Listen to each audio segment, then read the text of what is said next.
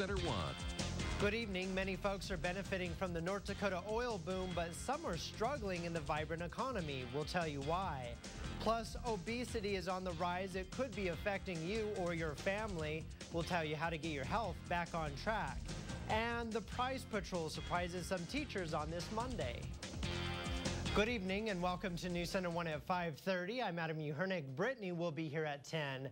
States across the country are stiffening penalties for domestic violence assaults, and that includes South Dakota. In fact, strangulation accounts for 10% of all violent deaths in the United States. Come July, it'll be a felony to strangle someone in a domestic violence dispute in South Dakota.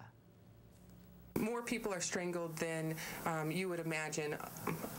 I think 50% of people in domestic violence situations have reported that they've been strangled. They might not necessarily have sought medical care for it, but it's something that we hear all the time, that victims are strangled. And it was a misdemeanor, and we thought it was important to be a felony so people could be held accountable. South Dakota now joins 21 other states to have a felony strangulation statute. Strangulation cases have been handled as misdemeanors up to this point. In North Dakota's economy, there are plenty of winners, but there are also losers when it comes to the oil boom. The U.S. Bureau of Economic Analysis says North Dakotans are getting richer. Personal income has gone up by 78% since 2000, which is more than twice the national average. But Ruth Kolosha tells us that isn't the case for everyone. In fact, groups that help those at the bottom of the economic ladder are seeing a different kind of increase. Ruth Myers gears up for a busy night at their drop-in homeless shelter every night. We're seeing more people coming in. Recently, in the last month or so, I would say that our drop-ins have steadily increased. The shelter has room for 20 men each night. They clear out the tables in the dining room, and the men sleep on mats on the floor. But it's first come, first served. And since this is the only homeless shelter for 80 miles, there's a big demand for those spots. We know that there is a need for a larger emergency shelter. Funding, space availability is some things that we're trying to work on. In the past, most people who came to the shelter were North Dakota and were working towards a long-term housing solution. The beds in that program are almost full. But now the shelter is also dealing with different needs. In April, we had 75% of the men that were living in our shelter, just our men alone, were all from out of state, as opposed to about 20% about a year ago. Most of them are making their way to the oil fields, but not all will find success there.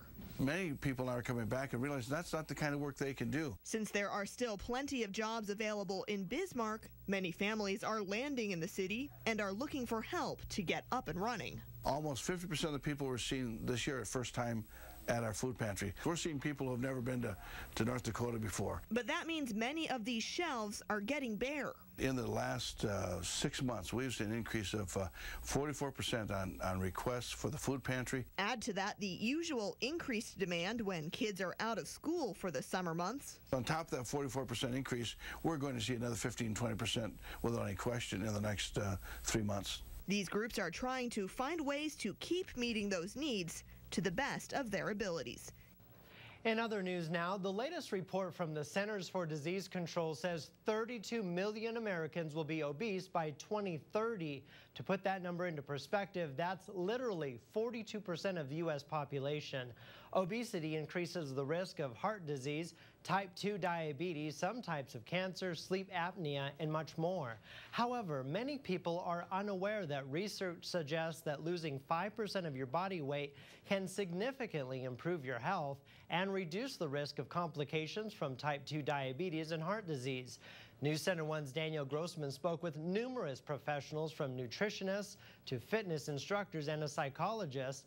Terry Hastings is a clinical psychologist at Rapid City Regional Hospital, and she says that there are many other factors that are important to acknowledge when someone is about to approach a weight loss journey. About 50% of patients that come in to see me for obesity are also depressed. And so depression will be one of those things that they have to battle through as they're losing weight. For example, Some components of depression would be negative self-image. I don't want to go to the gym because I'm too embarrassed, I'm too fat. How can you get over that? Because, as we all know, exercise and diet go together.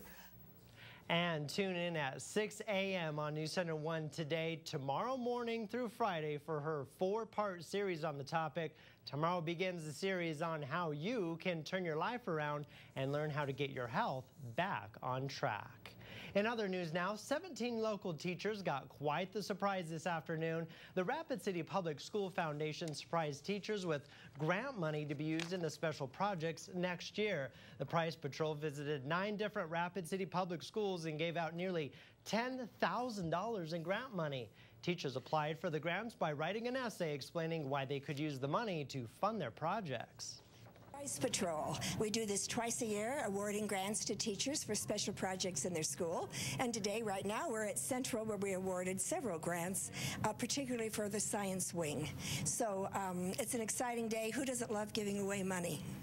That's for sure. The grant money awarded to the winning teacher is raised through several different fundraisers hosted by the Rapid City Public School Foundation throughout the year. Nice to receive a little bit of cash on this Monday. Very important. Very important, because a lot of these teachers spend their own money, they do. You know, to decorate their classrooms and stuff like that. And Sharon does a really good job of making sure everybody gets a little bit of that grant money. Yeah, it goes a long way. Sure does. A little bit cooler tomorrow. We saw temperatures in the 80s today. We expect them to be a little bit cooler tomorrow, and then right back up into the 80s for the rest of the week. All right, thanks, Bob. And as we go to break tonight, here's a look at today's markets.